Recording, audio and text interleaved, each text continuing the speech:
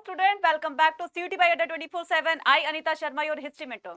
तो स्टूडेंट, आज के इस सेशन में हम लोग समझने वाले हैं हमारी हिस्ट्री का चैप्टर 5, जो कि हमारा through through the eyes of travellers. ठीक है, तो ये जो हमारा हिस्ट्री का चैप्टर है through the eyes of traveller, तो इसमें ट्रैवलर्स के बारे में बताया गया है कि क्यों ट्रैवलर्स एक कंट्री से दूसरी कंट्री में मूव ऑन करते रहते थे, क्या पर्पस होता था इनका कि क्यों ये मूव करते रहते थे। बहुत सारे पर्पसेस होते थे। फॉर एग्जाम्पल कि कोई ट्रैवलर आता था तो वो अपने बिजनेस पर्पज से आता था, ट्रेडिंग के पर्पज से आता था, राइट, या फिर कोई अपने इंटरेस्ट के बेस पर आता था, या कोई अपने अपॉर्चुनिटी के उस पे तलाश में आता था। तो ऐसे बहुत सारे रीजन हैं जो ट्रैवलर्स एक कंट्री से दूसरी कंट्री पर मूव ऑन करते रहते थे। लेकिन इसमें सारे चैप्टर्स में बताया गया है कि ये जो ट्रैवलर्स थे बच्चे, ये इनको जहां जहां पर भी ये गए तो इन्होंने अपनी उस एक्सपीरियंस के बेस पर अपनी अपनी बुक्स लिखी, और इन बुक्स के अंदर हमारे पूरे इंडिया सब कॉन्टिनेंट को इन्होंने डिस्क्राइब किया है। तो चलिए जान लेते हैं कि किसने कौन कौन सी बुक लिखी और ये ट्रैवलर कब कब इंडिया आए। सारी चीजों की जानकारी हम इस चैप्टर से लेने वाले हैं। क्लियर है? तो यहाँ पर हम देखेंगे अकाउंट्स ऑफ ट्रैवलर। अकाउंट्स का मतलब होता है बच्चे बुक। ठीक है, अब अकाउंट्स का मतलब ये मत सोचे ना कि आपका अकाउंट्स दूसरे वाला जो कॉमर्स वाला है वो नहीं। अकाउंट्स का मतलब होता है यहाँ पर बुक। तो कौन कौन से यहाँ पर ट्रैवलर ने अपनी अपनी बुक लिखी, तो सबसे पहले हम इनके बारे में बात करते हैं, अकाउंट्स ऑफ ट्रैवलर्स की। तो यहाँ पर बताया गया है whenever people travel to different places, जब लोग एक जगह से दूसरी जगह पर घूमते रहते थे, मूव करते रहते थे, they come to across the different word in the term of the physical environment. ठीक है, अब जैसे हम लोग हिल स्टेशन पर जाते हैं तो वहां के एनवायरनमेंट को देखते हैं तो हमें अच्छा लगता है, राइट, वहां की जानकारी लेते हैं बहुत सारी कि वहां के लोग कैसे रहते हैं, उनका ऑक्यूपेशन क्या है और कैसे लैंग्वेज स्पीक करते हैं, कैसा उनका लाइफस्टाइल है, कॉस्ट्यूम कैसी पहनते हैं। तो बहुत सारी चीजों की जानकारी लेते हैं। तो ऐसे ही जो ट्रैवलर्स होते थे, तो ये फिजिकल एनवायरनमेंट के बारे में, कस्टम्स के बारे में, लैंग्वेजेस के बारे में, बिलीव्स एंड प्रैक्टिसेस के बारे में लोगों के, ये सारी चीजों की जानकारी लेकर उन्होंने अपनी बुक्स में इसको मेंशन किया। ठीक है, अब बात आती है किसकी, बोथ वुमेन एंड मैन। ऐसा नहीं था कि सिर्फ मैन ही ट्रैवल करते थे, ट्रैवलर्स होते थे। हाँ, ये बात अलग है कि उन्होंने अपनी कोई बुक नहीं लिखी, इसकी वजह से उनका कोई एविडेंस नहीं। ठीक है, चलते हैं आगे आगे की तरफ। From the Khwarazm to the Punjab. अब ये बात किसकी हो रही है? इस पिक्चर को पहचान रहे हैं? कौन है बच्चे? ये है अल बरूनी। कौन है बच्चे? ये है अल बरूनी। ठीक है, यहाँ पर लिख देती हूँ, अल बरूनी। तो ये अल बरूनी कहाँ के निवासी थे और इनका जन्म कब हुआ था, कब इनकी जो है वो बर्थ प्लेस, कब, कहाँ, कैसे, इनके पीछे हिस्ट्री क्या थी, तो ये थोड़ा सा बैकग्राउंड इनके बारे में जान लेते हैं। तो Al Biruni was born in 793। ठीक है, तो यहाँ पर 973 बोल गई, 973 इन ख्वारिज्म। ख्वारिज्म कहाँ पर है बच्चे? ख्वारिज्म आज के प्रेजेंट डे में उज्बेकिस्तान में है। ठीक है, which was an important centre of the learning. तो ये जो उज्बेकिस्तान में ख्वारिज्म जो वर्ड बताया गया है या जो सिटी है, एक ये लर्निंग सेंटर था। मतलब दूर दूर से स्टूडेंट यहाँ पर एजुकेशन गेन करने के लिए आते थे, यहाँ से अच्छी एजुकेशन को लेकर जाते थे। तो इनका जन्म भी वहीं पर हुआ। ठीक है, he got the best education, बहुत अच्छी इनको एजुकेशन मिली, and well versed in the many language, और ये काफी लैंग्वेजेस को जानते थे। लाइक कौन कौन सी लैंग्वेजेस को जानते हैं? सीरियक, ठीक है, सीरियाइक, अरेबिक, पर्शियन, हर्ब्यू एंड द संस्कृत हालांकि उन्होंने इंडिया में आने के बाद ही सीखी, लेकिन इतने इतने लैंग्वेजेस के ये ज्ञाता थे कि इतने लैंग्वेजेस इनको स्पीक करनी आती थी, बोलनी, लिखनी, पढ़नी सब समझते थे। ही डिड नॉट, हालांकि ये ग्रीक लैंग्वेज नहीं जानते थे, लेकिन फिर भी इन्होंने ग्रीक को पढ़ा, और ग्रीक को सीखने के बाद इन्होंने अरस्तु और प्लेटो की जो बुक्स होती थी उनको पढ़ा। Al Biruni was one of the many scholars and poet with were the taken of. अब देखो ये किसके साथ इंडिया आता है, इनकी इंडिया आने की जर्नी कैसे थी, कैसे इंडिया आते हैं ये। आपने नाम सुना होगा महमूद गजनी का। ठीक है, तो महमूद गजनी जो था बच्चा, वो उसको बाय द सुल्तान। अब देखो word taken to the Ghazni, तो ये गजनी के सुल्तान थे जिसका नाम था सुल्तान। ठीक है, गजनी के सुल्तान का नाम था, गजनी के सुल्तान का नाम था क्या? सुल्तान महमूद। तो ये ख्वारिज्म पर अटैक करते हैं। ख्वारिज्म पर अटैक करने के बाद, जैसे कोई लोग राजा होते थे ना, तो राजा दूसरे राज्य पर अटैक करके वहां से कुछ लोगों को बंदी बना लेते थे अपने साथ। सेम ऐसे ही ये जो सुल्तान महमूद थे, जब इन्होंने ख्वारिज्म पर अटैक किया तो वहां से कुछ लोगों को बंदी बना लाए थे, और उनमें से एक ये स्कॉलर भी थे, कौन? अल बरूनी। तो इस तरीके से जब वो सुल्तान महमूद जो है वो पंजाब सिंध में आकर के और इस्लाम धर्म को प्रोपोगेट कर रहा है, मतलब धीरे धीरे उन्होंने इंडिया पर अपनी रूलिंग, अपना स्टैब्लिशमेंट जो है वो स्टार्ट कर लिया। क्लियर है? तो ये महमूद गजनी के साथ में इंडिया आते हैं। ठीक है, when he invaded the Khwarezm, कब, यहाँ से नंबर 1 का क्वेश्चन आएगा, मतलब क्वेश्चन 1 मार्क का क्वेश्चन आएगा कि महमूद इसने सुल्तान महमूद ने गजनी पर यानी सॉरी ख्वारिज्म पर कब अटैक किया था? तो ये किया था 1017 में। ठीक है, चलिए नेक्स्ट मूव ऑन करते हैं। From the Khwarazm to Punjab, अब इनकी जर्नी ख्वारिज्म से पंजाब तक की जर्नी के बारे में हम जानेंगे कैसे आई है।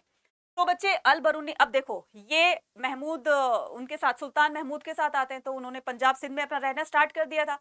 तो वहां पर रहने के बाद इनको वहां का एनवायरनमेंट बहुत अच्छा लगा, फिजिकल एनवायरनमेंट, वहां के लोगों का कल्चर होता है, रिलीजियस होता है, ये सारी चीजें उनको बहुत अच्छी लगी। अब धीरे धीरे इंडिया के बारे में और जानकारी प्राप्त करने की क्यूरियोसिटी है, मतलब जानने की जो इच्छा होती थी वो डे बाय डे बढ़ती जा रही।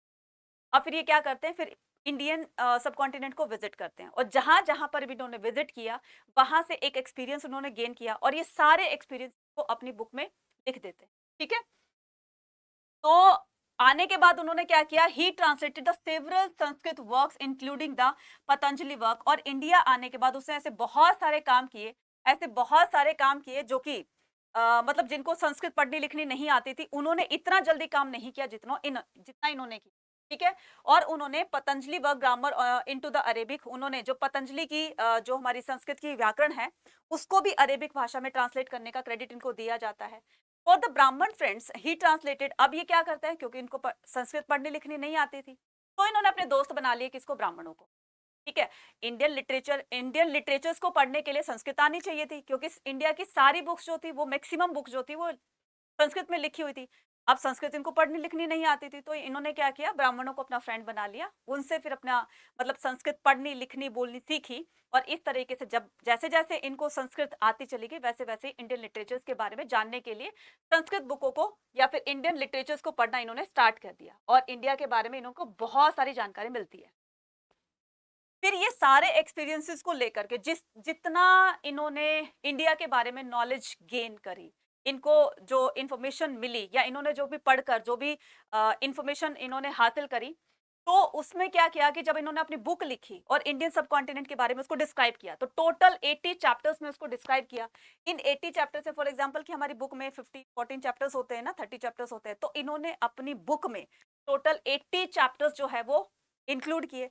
अब इन 80 चैप्टर्स में क्या क्या चीजें होंगी, 80 चैप्टर्स में रिलीजन्स होगी, फिलॉसफी होगी, फेस्टिवल्स होगी, एस्ट्रोनॉमी होगी, ठीक है, एल्कमी होगी, उसके बाद मैनर्स एंड द कस्टम्स होंगे, सोशल लाइफ होंगे, वेट और measures and the iconography, laws and the metrology. मतलब ऐसा कोई पहलू नहीं छोड़ा जिससे कि रीडर इनको पढ़ करके और उससे वाकिफ ना हो।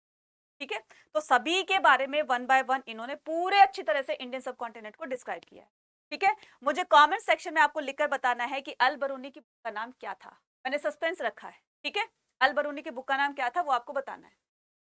ठीक है, हाँ जी, अब क्या करते हैं कि अल बरूनी डिस्कस, देखो Al Biruni and the Sanskrit tradition. Al बरूनी ने डिस्कस किया कि problem understanding the local practice, this problem are. अब अल बरूनी जब इंडिया आया, इसको बहुत सारी प्रॉब्लम का सामना करना पड़ा। उनमें से कुछ प्रॉब्लम्स ऐसी थी, मेन प्रॉब्लम क्या थी देखना यहाँ पर। एक तो उसको संस्कृत पढ़नी लिखनी नहीं आती थी। ठीक है, ही सेड संस्कृत, उसने कहा कि संस्कृत मुझे जितनी, अरेबिक भाषा मुझे जितनी इजी लगती है ना, उतनी ही संस्कृत उससे ओपोजिट है, उतनी ही मुझे मुश्किल लगती है, क्योंकि संस्कृत को बिल्कुल भी पढ़ना लिखना नहीं आता था उनको। ठीक है, तो उन्होंने संस्कृत भाषा को एक एक डिफिकल्ट लैंग्वेज बताया। तो सेकंड इनकी प्रॉब्लम क्या होती है कि इंडिया के लोग कभी एक भगवान की पूजा नहीं करते। कृष्ण जी का कर रहा है, कोई रामचंद्र जी कर रहा है, कोई विष्णु भगवान की, कोई शिव जी की, हनुमान जी की। तो यहाँ पर एकदम उनको कंफ्यूजन हो जाती है कि मैं एक्चुअल में अपने जो बुक में मेंशन क्या करूं कि इंडिया के लोग किस देवताओं को, किस देवी या देवताओं को वर्शिप करते हैं। दो प्रॉब्लम हो गई। थर्ड प्रॉब्लम क्या आ रही थी, थर्ड प्रॉब्लम आ रही थी कि कुछ यहाँ पर third problem was the local population. जो इंडिया की लोकल पॉपुलेशन थी were preoccupied with their own feeling and their the ignorance and lack of the interest, cultures, ideas, peoples outside of their experience. अब देखो India के अंदर ऐसे नहीं थे कि सारे के सारे इंडिया के नेटिव थे। ठीक है, नेटिव पीपल का मतलब होता है जो इंडिया के मूल निवासी थे। तो बाहर से भी सेटलर्स थे, बाहर से भी तो आकर यहाँ पर अपना रहना स्टार्ट कर दिया था, उनको सेटलर्स कहा जाता है। लेकिन उनको बिल्कुल ही अलग रखा गया था, वो संस्कृत पढ़नी लिखनी नहीं आती थी, उनको मलेच्छा बोला गया था, तो हमने चैप्टर सेकंड में पढ़ा था। तो कुछ कैटेगरीज ऐसी थी जो इंडियन सोसाइटी के जो कैटेगराइज की हुई जो कैटेगरीज थी, ब्राह्मण, क्षत्रिय, वैश्य, शूद्र, इनसे बिल्कुल अलग थी, और वो उनको अपने कल्चर में मिक्स नहीं, कि तुम आउटसाइडर हो तो ये समझ नहीं आ रहा था कि ऐसा क्यों हुआ और लोग ऐसा क्यों कर रहे थे, ठीक है। नेक्स्ट अगर हम बात करते हैं तो नेक्स्ट आती है किसकी, नेक्स्ट टर्न आती है कि एज पर Al Biruni account of the system varna, Al बरूनी ने कहा कि जब मैं इंडिया में गया तो मुझे इंडियन सोसाइटी 4 भागों में डिवाइडेड मिली, ब्राह्मण, क्षत्रिय, वैश्य और शूद्र। ब्राह्मण को पहला स्टेटस दिया गया, सबसे ऊंचा दर्जा दिया गया, उसके बाद क्षत्रिय थे। तो the next task were the Kshatriya who were created from the soul. अब एक ह्यूमन बॉडी की फॉर्म में उसको बताया गया है कि जो दिमाग वाला काम होता है ना वो तो सारा करेंगे ब्राह्मण, और जो भुजाओं वाला काम होता है वो कौन करेंगे, वो करेंगे क्षत्रिय। सोल्जर्स, भुजाओं वाला, कंधों वाला, जिसके कंधों पर कार्यभार होता है पूरे देश का, ठीक है। उसके बाद आफ्टर द वैश्यास, और Vaishyas created from the thigh, thigh Brahman, and that Shudras were created from a feet. और थाई को क्या बोला गया, यानी कि स्टमक, जो पेट पालने का काम करते रहते हैं, मतलब पेट को पालने के लिए जो दिन रात मेहनत करते रहते हैं, उनको थर्ड कैटेगरी में रखा गया, किसको, वैश्यास को। और शूद्र को फीट की कैटेगरी में रखा गया, सबसे नीची कैटेगरी में रखा गया कि तुम्हें अपने से ऊपर की 3 कैटेगरी को अपनी अपनी सर्विसेज देनी। तो इंडियन सोसाइटी को इन्होंने इस तरह से डिस्क्राइब किया है। According to the Al Biruni, these classes through the differ each other but they live together, but they live together. हालांकि ये डिफरेंट डिफरेंट कैटेगरीज थी, एक मिलजुल कर एक ही कंट्री में रहती थी, एक ही मतलब एरिया में रहती थी और मिलजुल कर काम करते। ये उसको बात बहुत अच्छी लगी, ठीक है। नेक्स्ट अगर हम मूव ऑन करें कि Al Biruni description the caste system, तो अल बरूनी ने कास्ट सिस्टम को कैसे डिस्क्राइब किया तो मैंने अभी बताया। तो अल बरूनी ने सिर्फ इंडिया के मतलब इंडिया के कास्ट को डिस्क्राइब नहीं किया, बल्कि बच्चे उन्होंने कंपेयर किया, क्योंकि इनको ना अजीब नहीं लगा कि इंडिया में आकर ये सोसाइटी, मतलब इंडियन सोसाइटी जो है वो 4 भागों में बटी हुई है। क्यों नहीं लगा अजीब सा, क्योंकि पहले जो है हर लगभग हर कंट्री में, यूरोप की हर कंट्री में ये जो कैटेगरी वाला सिस्टम था ये लगभग हर कंट्री में था। एग्जाम्पल देता है एंशियंट पर्सिया का, एंशियंट प्राचीन जो फारस था उसका एग्जाम्पल देता है कि यूरोप में भी तो सोसाइटीज में डिवाइडेड थे ना, पूरी सोसाइटी जो थी वो वर्णों में डिवाइडेड थी, कैटेगरीज में डिवाइडेड थी। कौन कौन सी, तो उसने एंशियंट पर्शिया का एग्जाम्पल देते हुए कहा है कि एंशियंट पर्शिया में सोसाइटी को 4 भागों में बांटा गया था। जैसे हमारे यहाँ ब्राह्मणों को फर्स्ट कैटेगरी पर रखा गया है, ऐसे ही वहां पर फर्स्ट कैटेगरी पे नाइट्स और प्रिंस को रखा गया, ठीक है, जो शूरवीर योद्धा वॉरियर जो होते थे उनको, और प्रिंसेस मतलब राजाओं को। नेक्स्ट कहता है कि मॉन्क, फायर प्रिस्ट और द लॉयर्स सेकंड कैटेगरी में, फिजिशियन डॉक्टर होते थे, एस्ट्रोनॉमर्स होते थे और अदर साइंटिस्ट होते थर्ड कैटेगरी में, और पीजेंट और आर्टिशंस को फोर्थ कैटेगरी में रखा गया था। कि इसको यहाँ पर आकर ऐसा कुछ अजीब नहीं लगा कि ये क्या 4 भागों में ऐसे कैसे सोसाइटी डिवाइड, ऐसा कुछ इसको अजीब सा लगा। He pointed out that the Islam, उसने एक चीज नोटिस, ठीक है, he pointed out the Islam, in Islam all the men were considered equal and they differ only in their the observation of the pit। देखा कि इस्लाम धर्म में सभी को इक्वली ट्रीट किया जाता है, ठीक है, लेकिन यहाँ पर कुछ अलग है। Consider equal and they differ only, सिर्फ और सिर्फ उनको डिफर किया जाता था कि जो बहुत ही नीचे गरीब लोग होते थे सिर्फ उनको ही अलग से थोड़ा सा कैटेगराइज किया जाता है, या अलग से लगता है कि वो लोग बहुत ही ज्यादा पुअर हैं। Al Biruni views on the pollution, Al Biruni का पॉल्यूशन के बारे में क्या ख्याल था। ये वो वाला पॉल्यूशन नहीं है बच्चा, एयर पॉल्यूशन और आपका वाटर पॉल्यूशन हो गया, नॉइज पॉल्यूशन, ये वो वाला पॉल्यूशन नहीं है।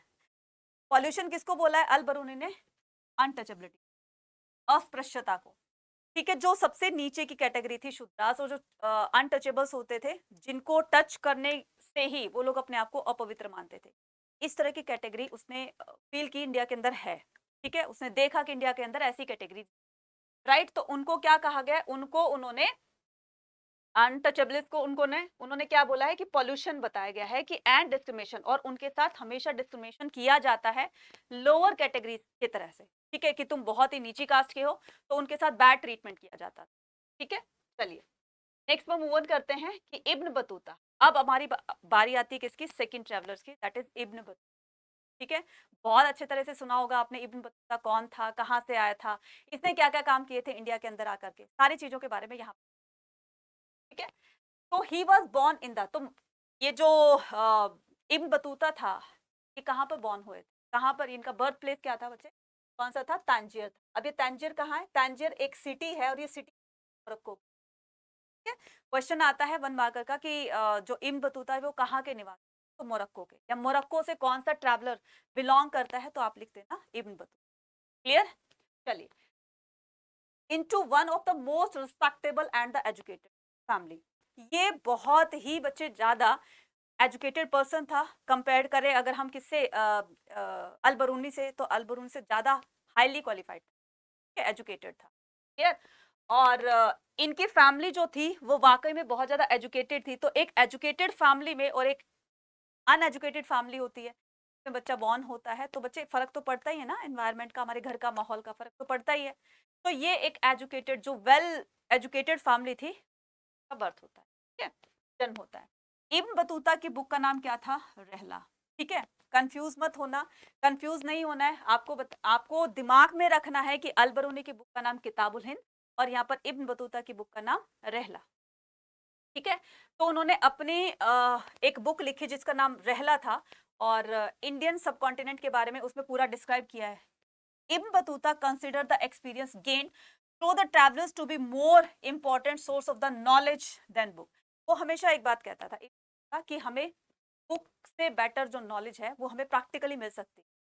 तो वो बुक से नॉलेज लेने के बजाय वहां जा जाकर चीजों को एग्जामाइन किया करता था, प्रैक्टिकली चीजों को ऑब्जर्व करता था। तो ये कहता था उससे हमें ज्यादा नॉलेज मिलती। क्लियर? बात तो सही कह रहा था। He travel different from the country, उसने काफी सारी कंट्रीज को ट्रेवल किया। कौन कौन सी कंट्री को? यहाँ से भी 1 मार्क का क्वेश्चन आएगा।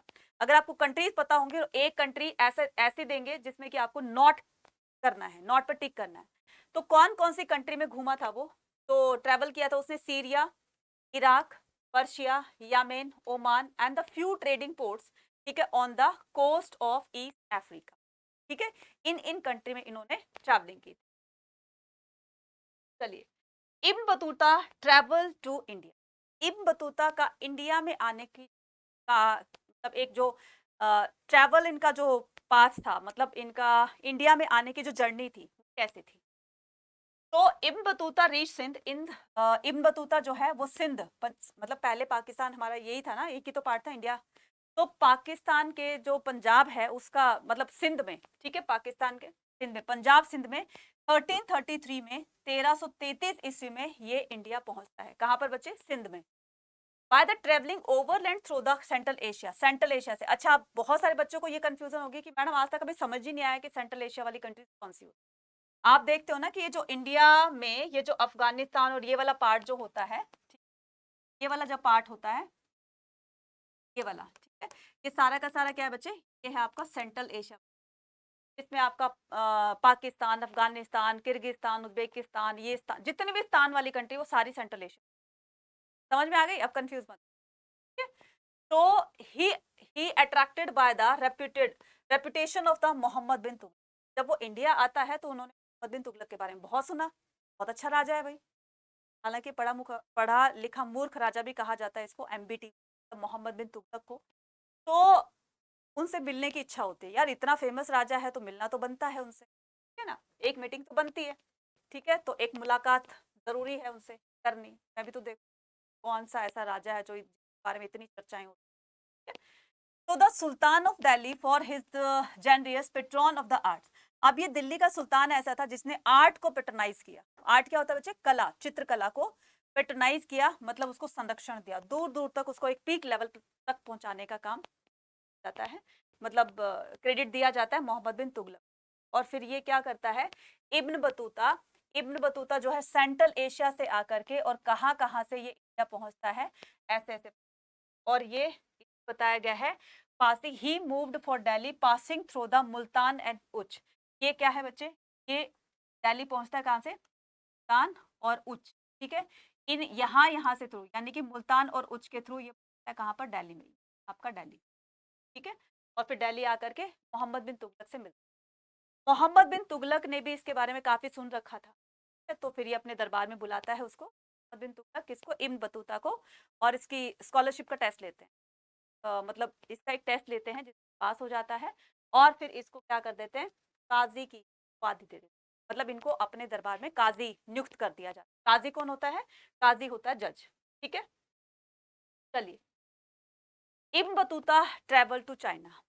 अब इब्न बतूता चाइना क्यों गया? रीजन क्या था? मोहम्मद बिन तुगलक का मैसेंजर बनकर ये चाइना जाता है। क्या मैसेज कन्वे करना था चाइना के रूलर? तो यहाँ पर बताया गया है कि Ibn Battuta was order, Ibn Battuta को ऑर्डर दिया गया कब? 1342 में, by the Multan to travel to China as the sultan representative to the Mongol rule. Mongol वही चंगेज खान वाला, ठीक है, चंगेज खान वाली ट्राइब जो होती थी, मंगोल ट्राइब ही तो थी ना, वहीं के तो ये चंगेज खान इतने बड़े वो बने थे, रूलर बने थे, ठीक है। तो इनका जो है चाइना पर रूल चल रहा था मंगोल रूलर्स का। Ibn Battuta with the new assignment proceed to the Malabar coast through the central Asia, central Asia से मतलब सेंट्रल एशिया के थ्रू जाते जाते, और ये क्या करता है चाइना कैसे कैसे पहुंचता है? तो फ्रॉम द मालाबार कोस्ट से ये बोर्ड होता है और ये जाता है मालाबार कोस्ट से मालदीव, ठीक है, मालदीव पहुंच जाता है। फिर उसने वहां से क्या किया, एक सुमात्रा, मतलब कि मालदीव में सुमात्रा है, वहां पर शिप में बोर्ड होता है, ठीक है, वहां से एक शिप पकड़ी, और फिर उसके बाद and from there the another ship of the China. उसके बाद वो शिप जहां तक, जैसे ऐसा होता है ना कि हम बसेस को चेंज करते हैं कि बस हमारी यहाँ से, मतलब हमें जाना है कि सिंध से अगर हम दिल्ली गए, या हमें दिल्ली से हमें जयपुर जाना है, आगरा जाना है, कहीं भी जाना है, तो हम बसेस चेंज करते हैं ना। तो सेम ऐसे इसने 2 शिप्स को चेंज किया और तब जाकर ये चाइना पहुंचता, ठीक है। Ibn Battuta and the Indian city, Ibn Battuta ने इंडियन सिटीज के बारे में क्या कहा, स्पेशली दिल्ली के बारे में क्या कहा? इंडियन सिटीज जो है बहुत ज्यादा बड़ी हुई है, ठीक है, बड़ी बड़ी हैं। स्पेशली इसने बात की है दिल्ली की, तो Delhi as a big city with a great population and the largest, India में सबसे बड़ी सिटी दिल्ली है, सबसे बड़ा एरिया उसी का है और सबसे ज्यादा पॉपुलेशन भी वही है। फिर उसके बाद इन्होंने दौलताबाद महाराष्ट्र को, मतलब ये महाराष्ट्र में एक दौलताबाद है, जिससे दिल्ली जैसी सिटी को कंपेयर किया गया महाराष्ट्र के दौलताबाद से, कि दोनों ही सिटी ऐसी हैं जो अपने आप में बहुत बड़ी हैं और डेंस पॉपुलेटेड, ठीक है। तो ये याद रखना, ये जो दौलताबाद है महाराष्ट्र में है, ठीक है, equal in size with the Delhi. Ibn Battuta travel to China, Ibn Battuta account compare, Ibn Battuta, देखो मार्को पोलो आपने नाम सुना होगा, तो मार्को पोलो के बाद एक यही ऐसा विजिटर था जो कि चाइना, इंडिया और चाइना दोनों में इसने विजिट किया था, बाकी किसी ने, ठीक है, आगे और आएंगे, लेकिन अभी तक जो है ये पहले ऐसे थे मार्को पोलो के बाद जिन्होंने इंडिया और चाइना को विजिट किया। इसीलिए इनकी अकाउंट को, इसीलिए इनकी बुक को जो है कंपेयर किया जाता है, किससे? बुक को कंपेयर किया जाता है मार्को पोलो की बुक, जो कि एक इटालियन वो थे, ट्रैवलर थे, इटली के वेनिस शहर, वेनिस एक सिटी है वेनिस, तो वहां का था ये मार्को पोलो, और उन्होंने जैसे अपनी बुक लिखी तो इसकी बुक को मार्को पोलो की बुक से कंपेयर किया, ठीक है, कि जो भी इंफॉर्मेशन मार्को पोलो ने दी थी क्या उसकी इंफॉर्मेशन सही है, इससे मिलती है, तो कंपेयर किया, ठीक है। यहाँ से 1 मार्क का क्वेश्चन बनेगा, तो ध्यान। नेक्स्ट आता है Ibn Battuta and the excitement of the unfamiliar, ibn Battuta को इंडिया में आकर कुछ ऐसी चीजों के बारे में जानकारी मिलती है जो उसे पहले कभी नहीं देखी थी किसी और कंट्री, समझ गए होंगे, पान और कोकोनट, ये, ठीक है। तो उसने कहा, देखा कि लोग पान, मतलब खाने के बाद ना पान खाते हैं, ये पत्ते क्यों खाते हैं, खाने के बाद कौन पत्ते खाता है, क्या ये लोग एनिमल है क्या? नहीं समझ में आई। तो फिर इन्होंने पूछा, भाई तुम लोग पत्ते क्यों खाते हो? एक ऐसा उन्होंने बताया कि एक ऐसा मतलब वो होती है कि उसमें सिर्फ लोग ना है, उसमें पत्ते ही पत्ते होते हैं, लीव्स होती हैं, बस उसमें कोई फ्रूट नहीं होता, उसमें कोई फ्लावर नहीं होता, तो सिर्फ उसमें पत्ते ही पत्ते होते हैं, और इंडिया के लोग इसको यूज करते हैं, वो भी खाने को डाइजेस्ट करने के। और कोकोनट के बारे में बताया कि मैंने इंडिया में एक ऐसा फ्रूट देखा जो बाहर से बहुत ज्यादा हार्ड था, अंदर से उतना ही ज्यादा सॉफ्ट और स्वीट, ठीक है। इन 2 चीजों के बारे में बताया। इसके अलावा इब्न बतूता रिच दिल्ली, तो ये कब पहुंचता है दिल्ली में? 14th सेंचुरी में। The subcontinent that was part of the global network of the communication from the China in the east to north west Africa and Europe in the west. He visited the scarce shrine, spended time with the learned man and ruler. उसने बहुत time spend किया, लोगों के बारे में जाना कि लोग कैसे हैं, क्या ऑक्यूपेशन उनका, क्या क्या एक्टिविटीज करते हैं, रूलर कैसा है, रूलर का एडमिनिस्ट्रेशन सिस्टम कैसा है, सारी चीजों के बारे में इन्होंने पता लगाया। He enjoy the cosmopolitan culture, as the cosmopolitan culture होता है कि डिफरेंट डिफरेंट कल्चर्स को फॉलो करने वाले लोग इकट्ठे रहते हैं, तो उसने एक ही जगह पर अलग अलग रीति रिवाजों को फॉलो करते हुए देखा लोगों को। ही स्पोक अरेबिक, ठीक है। पीपल, तो लोग अलग अलग अगर लोग रहते हैं, अलग अलग लैंग्वेज को स्पीक करने वाले रहते हैं और रहते एक ही जगह हैं, लेकिन है तो वो अलग अलग। तो इन्होंने कहा कि उसमें कुछ लोग जो है वो अरेबिक थे, कुछ पर्शियन थे, टर्किश थे एंड द अदर लैंग्वेजेस। तो अलग अलग लैंग्वेजेस को स्पीक करने वाले लोग भी इकट्ठे मिलजुल कर रहते थे। He share the idea and information and the anecdote. तो उसने अपने अपने एक्सपीरियंस को, अपने थिंग्स को दूसरों के साथ में जब शेयर किया तो उसने इस तरीके से इंडिया के बारे में बताया। ठीक है, देखिए, ठीक है। Ibn Battuta view about the Delhi. Ibn Battuta ने और क्या डिस्क्राइब किया, देखो दिल्ली के बारे में। इब्न बतूता ने बताया कि दिल्ली एक बहुत बड़ी सिटी और लार्ज पॉपुलेशन यहाँ पर लिव करती, सब रहती है। There was the houses inside for night sentry and gatekeeper. ने कहा कि दिल्ली में ना गेट बने, काफी सारे गेट बने। फॉर एग्जाम्पल कि इसको किसी को आनंद विहार में जाना है, किसी बिहार में जाना है, किसी को कहीं बिहार में, तो जिस भी एरिया में एंटर करते हैं ना तो उसके बाहर ना एक एंट्री बोर्ड लगा होता है। बोर्ड इन द सेंस एक वॉल क्रिएट कर देते हैं इस तरीके से, ठीक है। और जैसे ये दिल्ली गेट है ना, तो इस तरीके से छोटे छोटे दरवाजे बनाए हुए थे हर एक उसमें एरिया में जाने के लिए, ठीक है, पर्टिकुलर। तो उसने कहा कि ये जो छोटे छोटे दरवाजे बने हुए थे, बहुत सारे दरवाजे बने हुए थे, गेट इज कॉल्ड दरवाजा एंड द बुडाउन दरवाजा वॉज द ग्रेटेस्ट अमंग।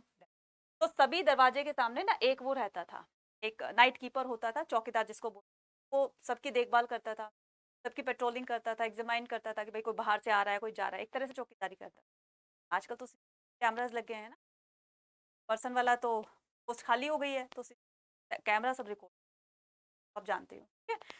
तो छोटे छोटे गेट्स के, छोटे छोटे दरवाजों के अलावा एक बड़ा सा गेट होता था। उस बड़े से गेट को क्या बोलते हैं, बड़े से गेट को बोलते हैं बुडौन दरवाजा। याद रखना, बुलंद दरवाजा मत कर देना, बुलंद दरवाजा एक अलग चीज। बुलंद दरवाजा अकबर ने विजय पर जब विजय प्राप्त करी थी, विजय पर जब विक्ट्री हासिल करी थी, तब जाकर वो बुलंद दरवाजा बनाया गया।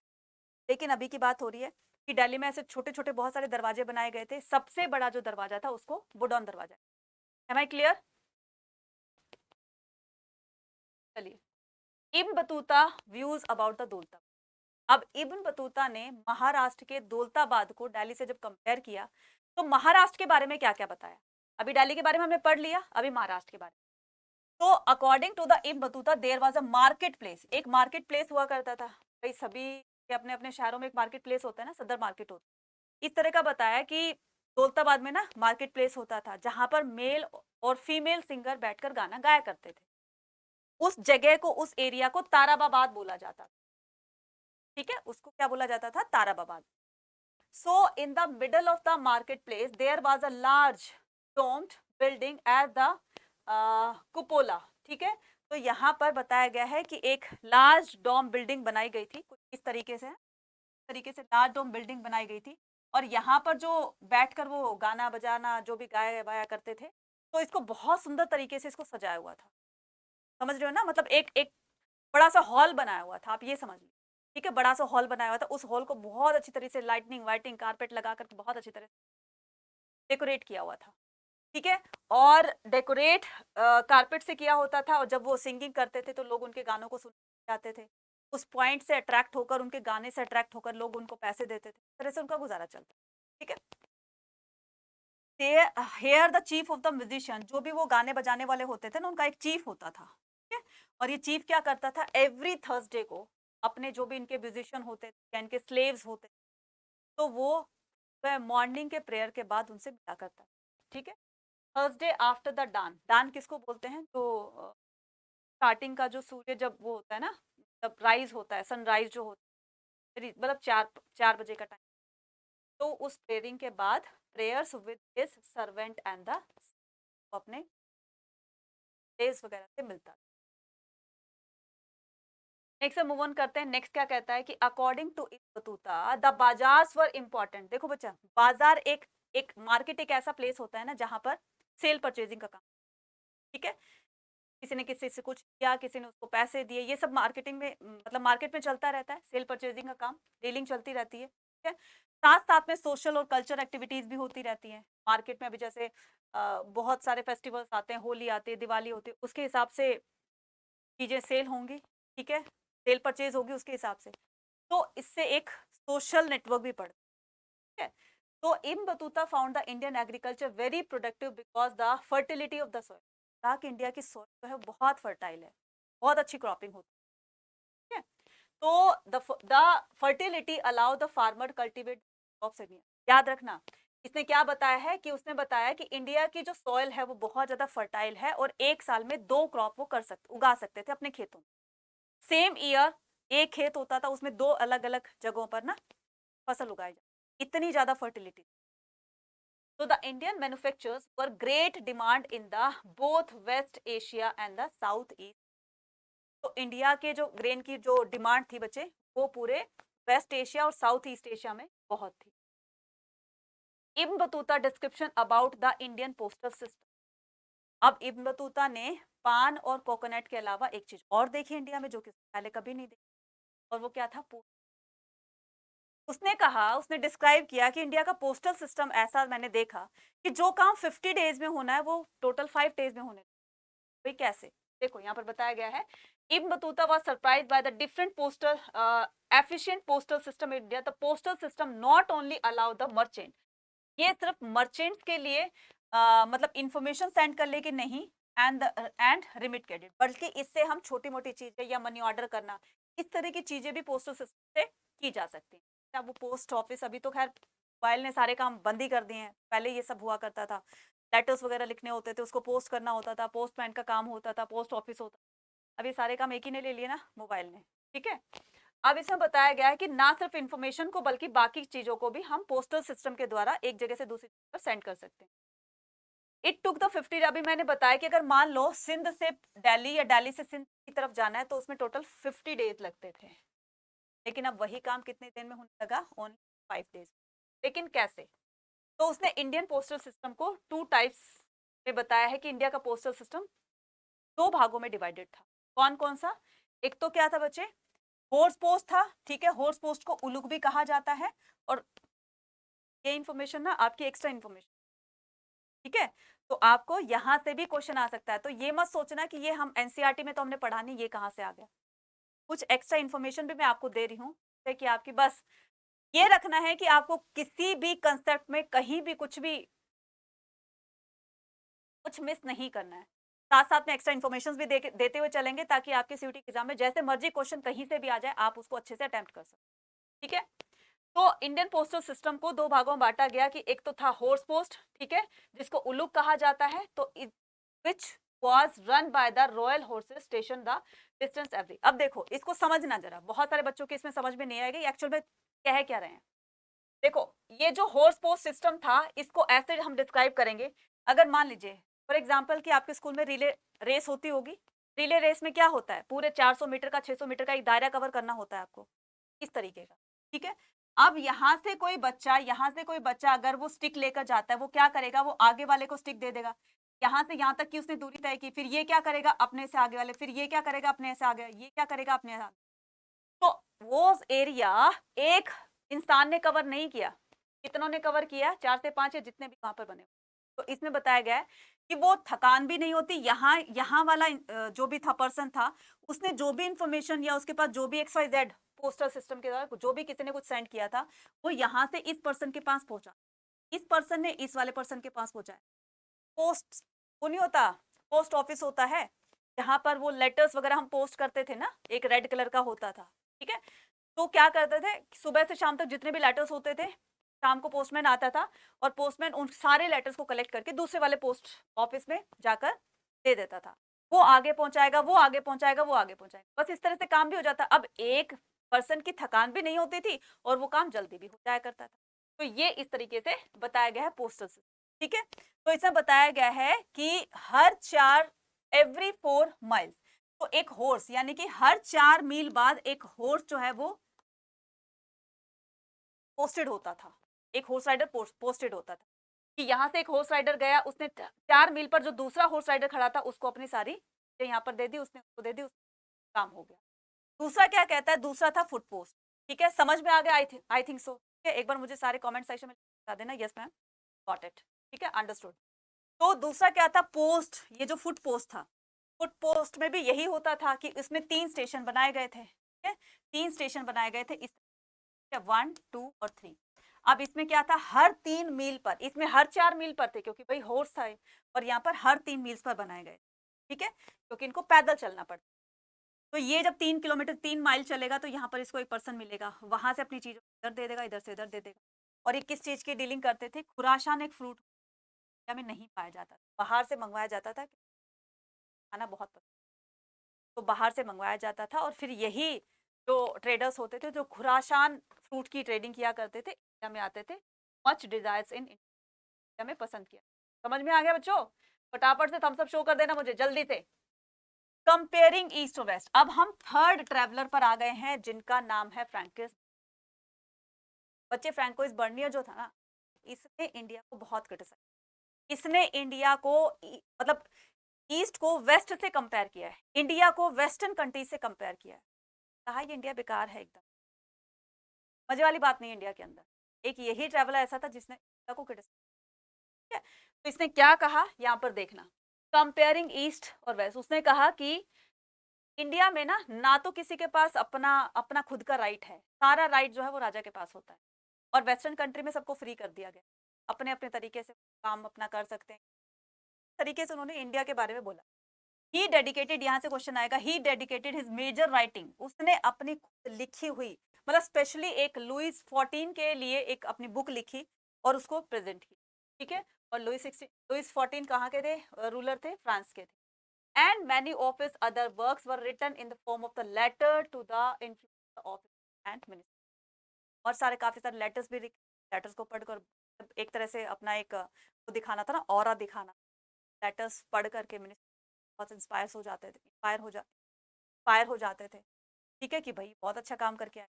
He described the situation in India not hopeful, सारे जाना, मत जाओ इंडिया में, जैसे हो ना उससे भी ज्यादा गरीब बन जाओ, कोई होप मत रखो India, and not so encouraging compare to the development in the India का मुकाबला हमारे वेस्टर्न कंट्री की डेवलप्ड कंट्री से कोई मुकाबला नहीं, बहुत उससे पीछे, बहुत, ठीक है। अब क्या कहा कि फ्रैंकिस बर्नियर कौन था बच्चे, फ्रैंकिस बर्नियर एक डॉक्टर था, साथ साथ में एक पॉलिटिकल फिलोसोफर भी था, हिस्टोरियन भी था। कहाँ का निवासी था, फ्रांस का। यहाँ से देखो ये फ्रांस है और ये क्या है, बर्नियर, फ्रांस, फ्रैंकिस बर्नियर, ठीक है। तो he came to the Mughal empire search of the, ये क्यों आता है मुगल, ये मुगल पीरियड में आता है, किसकी तलाश में, अपॉर्चुनिटी की तलाश में, अवसर की तलाश में, कि इसको बस काम मिल जाए। ये दूसरों को एडवाइस कर रहा है कि तुम इंडिया मत जाना, खुद तो आया है काम की तलाश में, है ना गलत बात। तो अपॉर्चुनिटीज की तलाश में आया ये, ठीक है। And was in India between the, और इंडिया में रहता है ये 1656 से और 1608 तक ये इंडिया, ठीक है। ही वॉज क्लोजली एसोसिएटेड, बहुत ही नजदीक रिलेशन था मुगल कोर्ट से इसका। क्यों, कैसे, देखो ये क्या था, कैसे कनेक्शन हुआ इसका मुगल से, राजाओं से। तो शाहजहां का बेटा था, सबसे बड़ा बेटा, जिसका नाम था दारा शिकोह, ठीक है, प्रिंस दारा शिकोह।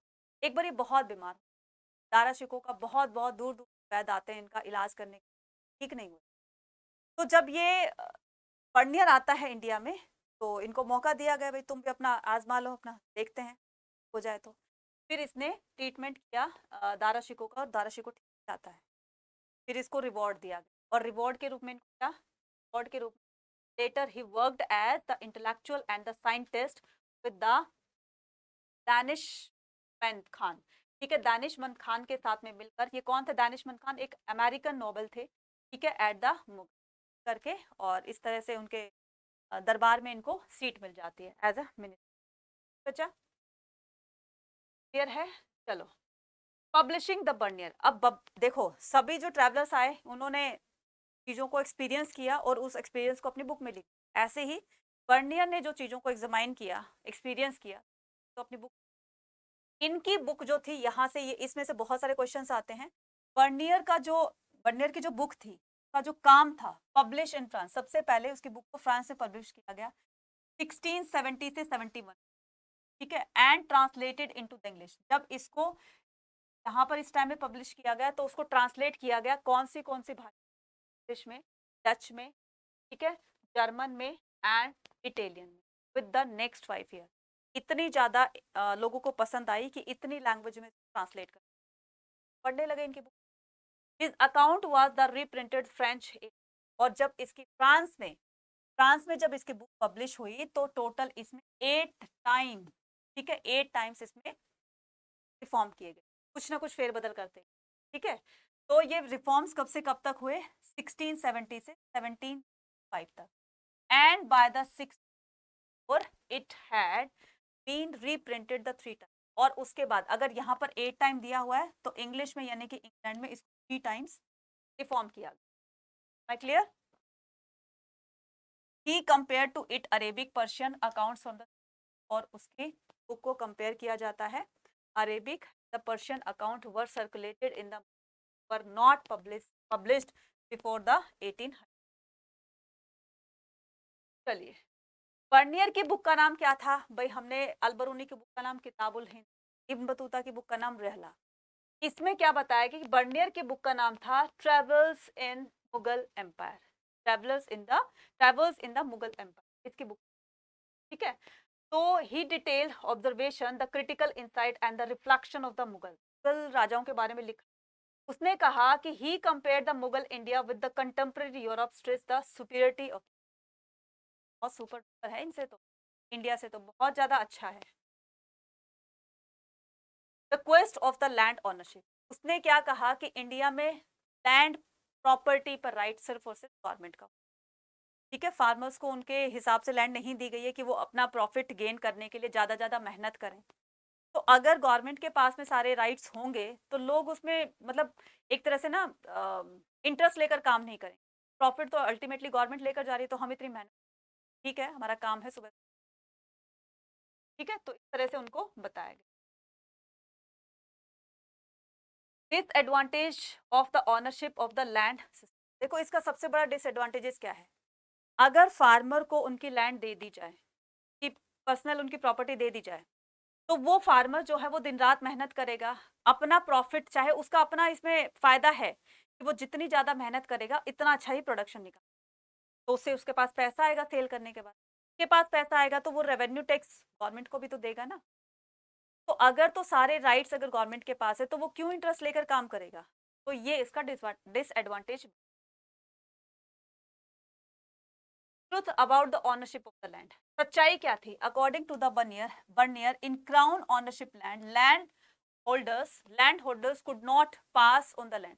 अभी जो लैंड होल्डर्स होते थे कि किसी को लीज पर जमीन दे दी कि तुम, ठीक है, इतना में प्रोडक्शन जो है, मतलब अब तुम इसमें खेती कर सकते हो, अब उसे पूरी जब तक वो जिया अपना खेती बाड़ी उसमें करता रहा, लेकिन वो लैंड जो है वो उनके बच्चों को नहीं ट्रांसफर की, अगर उसकी डेथ होगी तो वापस से वो गवर्नमेंट के पास, तो उसने वो ऐसे बताया। The absence of the private property land prevented the emerge of the class land or landlords who focus on the improve their land in the Western Europe, जबकि वेस्टर्न यूरोप में ऐसा नहीं है। लैंड अगर फार्मर की है, private property है उसकी, तो उसी की है, पर गवर्नमेंट जो है वो इंटरफेयर नहीं। तो बच्चे अगर लोगों को फ्री छोड़ दिया जाए उनके हिसाब से, अगर वो अपना ऑक्यूपेशन करते हैं तो फायदा ज्यादा है ना। रिस्ट्रिक्शंस नहीं लगानी चाहिए, फ्री होकर अगर काम करने दिया जाए तो उसका अच्छा आउटपुट है ना। तो बर्नियर्स व्यू द पेजेंट्री, अब बर्नियर्स ने पेजेंट्री के बारे में क्या कहा कि किस तरह से पीजेंट्स होते थे, पीजेंट्स को बहुत ज्यादा एक्सप्लॉइट किया जाता था। जमींदार होते थे वो गरीब किसानों को बहुत ज्यादा एक्सप्लॉइट करते थे, अत्याचार करते थे। लिटिल फर्टाइल लैंड जो होती थी वॉज अनटिल्ड, वेस्टेड लैंड होती थी because of lack of the labour. बहुत सारी, उसने बताया कि बहुत सारी जमीन थी इंडिया में जिस पर मतलब ऐसे ही पड़ी थी, उस पर कोई खेती करने के लिए तैयार नहीं था। क्यों? क्योंकि अगर वो किसानों को अगर खेती बाड़ी करनी है, उसको क्लियर करने के बाद जब उसमें प्रोडक्शन यानी क्रॉपिंग करेंगे, उस क्रॉपिंग करने का फायदा क्या होता है? सारा की सारा बेनिफिट, सारा प्रॉफिट जो है गवर्नमेंट लेकर जा रही है, कोई मतलब नहीं। इसलिए बहुत सारी जमीन जो है वो खाली पड़ी थी, ठीक है। उसके बाद the poor people could not meet the demand of their, लोगों को उनकी डिमांड के हिसाब से वो नहीं दे रहे थे, मतलब पैसा नहीं दे रहे थे। जो लॉर्ड्स होते थे बहुत ज़्यादा लालची होते, ग्रेडी होते थे, बहुत उनसे काम करवाते थे लेकिन उनको के मुताबिक पैसा नहीं देते, तो लोग जाहिर सी बात है कि इंटरेस्ट लेकर काम नहीं करेंगे, ठीक है। Merchant and the other professional account बताया गया है, यहाँ पर देखना।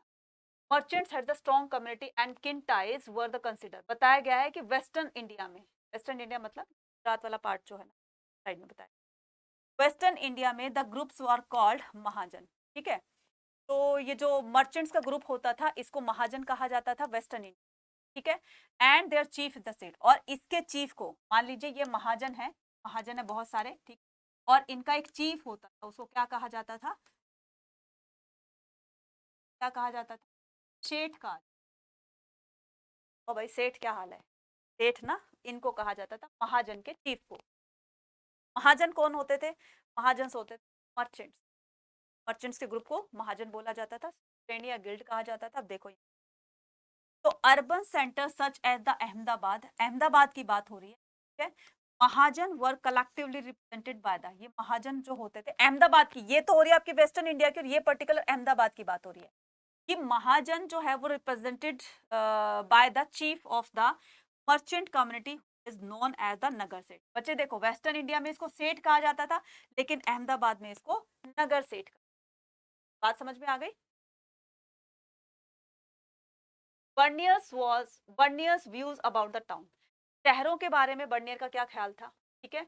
बहुत ज्यादा डेंस पॉपुलेटेड इसने बनाया है, टुकड़ी गलियां होती, कोई एकदम वेंटिलेशन वगैरह, मतलब एक जो एयर वेंटिलेशन होता है ना वो बिल्कुल ना के बराबर था, लोग बहुत ही छोटे छोटे घरों में रहते थे। इस तरह से इसने इंडिया के टाउन्स को डिस्क्राइब किया है।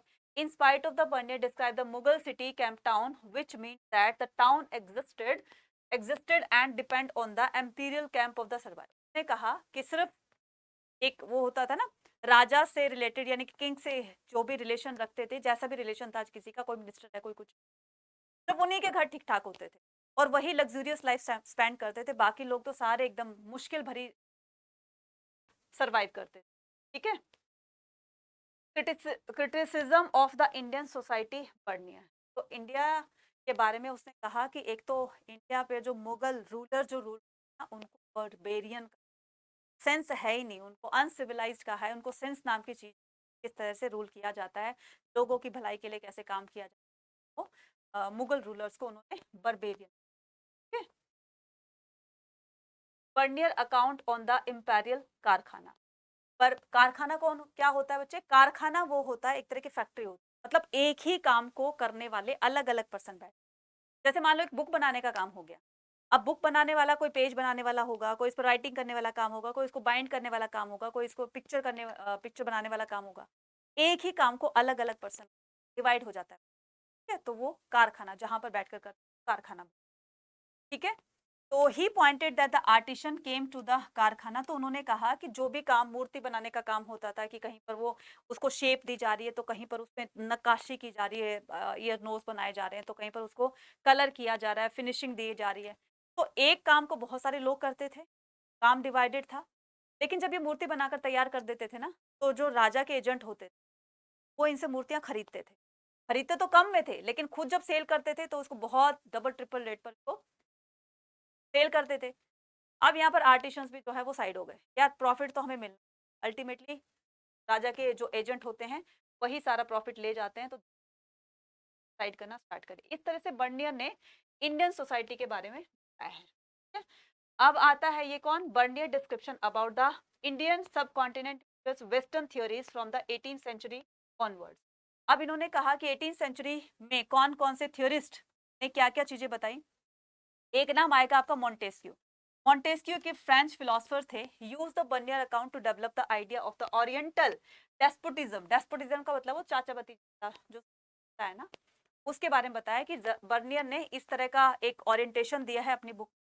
दे were suppressed and kept the poverty making making land under the ownership, सारी लैंड पर सारी प्रॉपर्टी पर सिर्फ और सिर्फ रूलर का ही राइट होता है, ठीक है। कार्ल मार्क्स ने क्या कहा, Karl Marx develop the Bernier's idea, मतलब ये जो फिलोसफर थे ना वो बर्नियर के आइडिया से बहुत ज्यादा influence.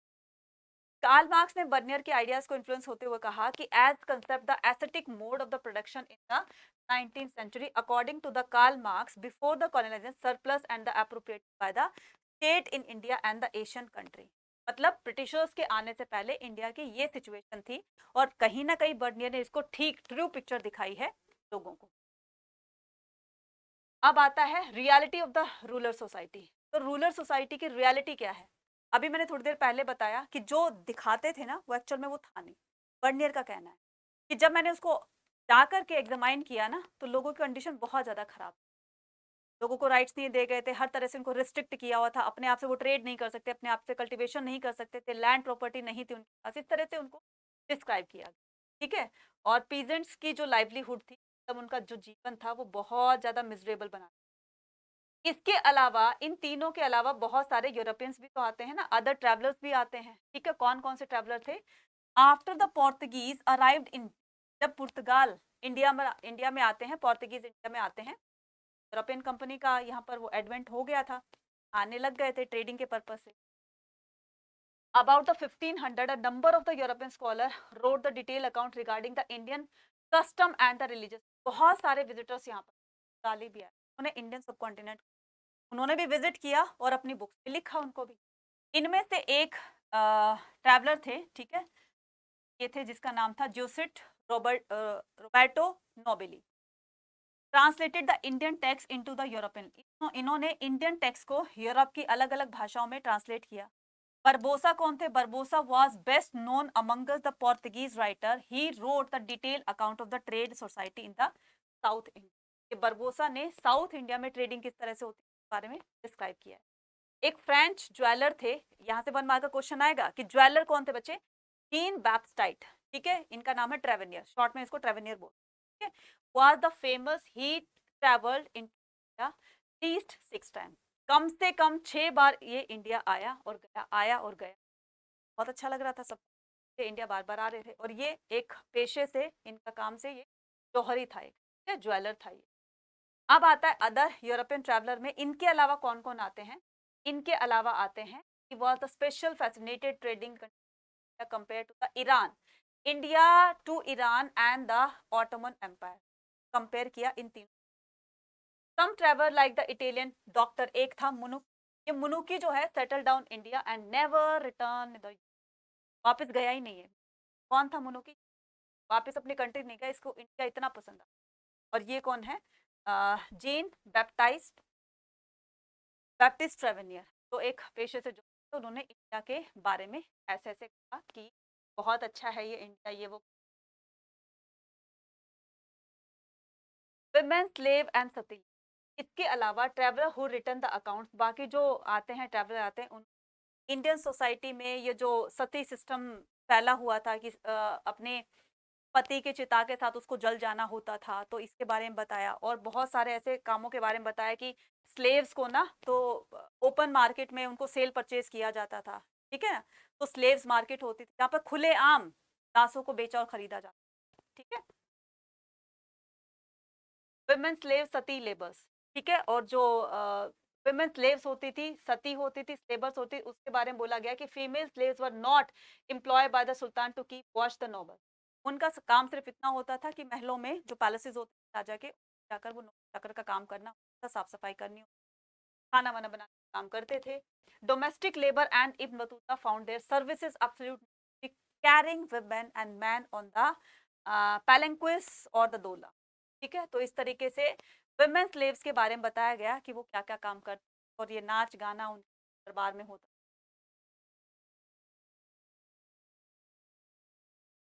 Europe travellers view the condition of, ठीक है। अब यूरोप में बताया गया है कि वुमेन की कंडीशन क्या थी, क्योंकि बच्चे इसी ने जो है वो वेस्ट को ईस्ट से कंपेयर किया गया ना, तो उन्होंने कहा कि noted that while some women accept the death cheerfully, other were forced to die. Sati system के बारे में बताया गया कि ऐसा वेस्ट में नहीं था, सिर्फ ईस्ट में इसको बताया गया था, जबरदस्ती उसमें आग में झोंका जाता था। इंडिया में जब उनके हस्बैंड की डेथ हो जाती थी, और सब वही जो है कमर्शियल एक्टिविटीज में भी वो लोग क्या करते थे, women for the merchant family, India में जो मर्चेंट फैमिली से, तो वो अपने हस्बैंड के या अपने फादर होते थे, ये ऑफिस वर्क में भी उनका साथ दिया करते, ये सिर्फ एलीट फैमिली से ही, मतलब एलीट फैमिली में ही ये सिस्टम लागू किया जाता था। नीचे लोग पुअर जो होते थे, लड़कियां होती, वो इस काम को नहीं, ठीक है।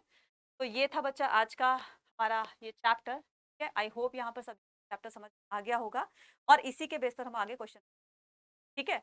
तो अभी बच्चा टाइम है, अगर आपको लगता है, क्योंकि इस बार जो है वो पूरे 60 से मतलब 16,85,000 जो है बच्चों ने, करीब करीब लगा लो 17 लाख बच्चों ने इस बार जो है वो CUT का एग्जाम मतलब देना है और रजिस्ट्रेशन फॉर्म फिल किए हैं बच्चे। इस बार कंपटीशन जो है बहुत ज़्यादा टफ है।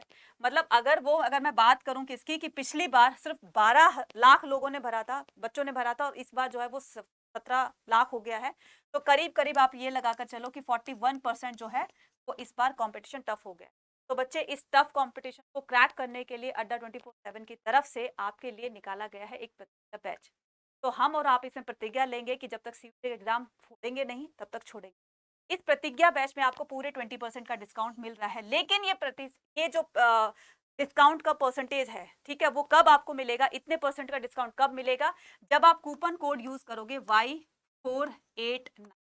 तो बच्चे देखो अभी ये लास्ट टाइम है, इसके बाद तो फिर आप अपनी ड्रीम यूनिवर्सिटी में और हम दूसरे बच्चों को तैयार करेंगे।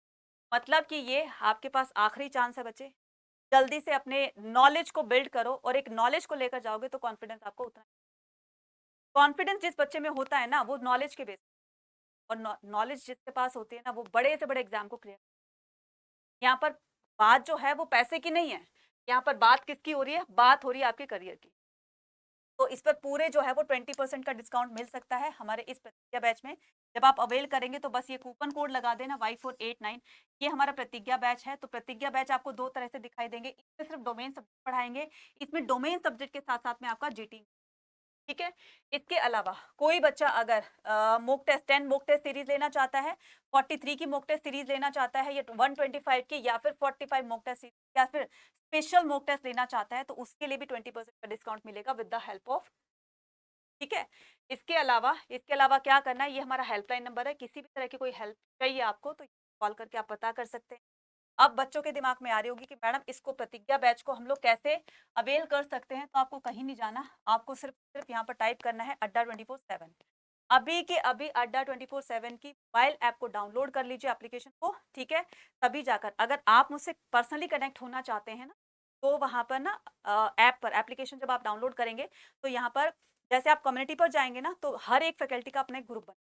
तो अगर आप भी मुझे ज्वाइन करना चाहते हो तो वहां पर आ जाइए। वहां पर डेली मैं 10 क्वेश्चन डालती हूँ, आपके डालती हूँ, और वहां पर एक अच्छी सारी पीडीएफ नोट्स वगैरह आपको वहीं, ठीक है बच्चा।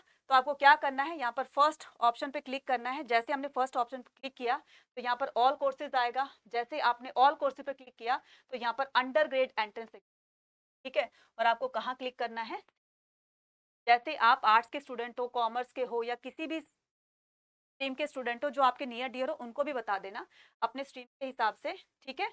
तो वो इस कोर्स को परचेज कर सकते। अब ये आपको जीटी इंग्लिश वाला जो है वो विद आपको डोमेन सब्जेक्ट के साथ लेना है, तो जस्ट आप इस पर क्लिक करेंगे। अब ये कूपन कोड लगाना कैसे है, इसको बाय नाउ पर क्लिक करेंगे। जैसे आपने बाय नाउ पर क्लिक किया, यहाँ पर आपका आएगा क्या, Y489। तो जैसे आपने इस कूपन कोड को अप्लाई किया Y489, इस पर अप्लाई पर टिक कर देंगे। और जैसे आपने अप्लाई पर क्लिक कर दिया, वैसे ही आपके 3599 का जो कोर्स था वो आपका डिडक्शन हो गया है। वो हो गया है सिर्फ आपका, तो आप क्या करेंगे, अभी के अभी जाएंगे, अच्छी तैयारी लेकर जाओगे तभी आप इस भीड़ से अपने आप को आगे निकाल, वरना तो बच्चे फिर भूल जाओ तुम है वो अपने आप पढ़ करके तुम इतने लोगों की, इतने स्टूडेंट की, 17 लाख स्टूडेंट है उसमें से तुम आगे। इस बार ना कंपटीशन इसलिए भी टफ होने वाला क्योंकि इस बार बच्चे एग्जाम ज्यादा दे रहे हैं। एक एक पॉइंट से, एक एक नंबर से तुम आगे पीछे हो। अपने नंबर को स्कोर करना है ना, अगर अपने को स्टे रखना है, नॉलेज के बेस पर रख सकते हो, बाकी किसी की मतलब कोई दुनिया की कोई ताकत ही नहीं है जो आपको उनसे आगे कर दे। नॉलेज लेकर जाओ, मेहनत करो, नॉलेज लेकर जाओ, डेफिनेटली आप उसको क्रैक कर सकते हैं। मैं भरोसा दे रही हूँ ना, हिस्ट्री में तो 100% टाइलर मेंबर, लास्ट ईयर भी मैंने यही कमिटमेंट की थी और इस बार भी। तो अड्डा की हर फैकल्टी आपको बेस्ट टू बेस्ट देने का यहाँ पर आपको कोशिश कर रही है, प्रयास कर रही है। तो बच्चे आइए, नॉलेज लीजिए, और ज़्यादा से ज़्यादा बच्चों तक ये मैसेज कन्वे कर दो कि एग्जाम इस बार बहुत टफ होने वाला है। तो आकर के एक सही तैयारी करके जाएंगे, एक सही गाइडेंस, साथ साथ में आपको गाइडेंस भी, ठीक है। तो मिलते हैं कल की क्लास में। Till then take care, bye बच्चे।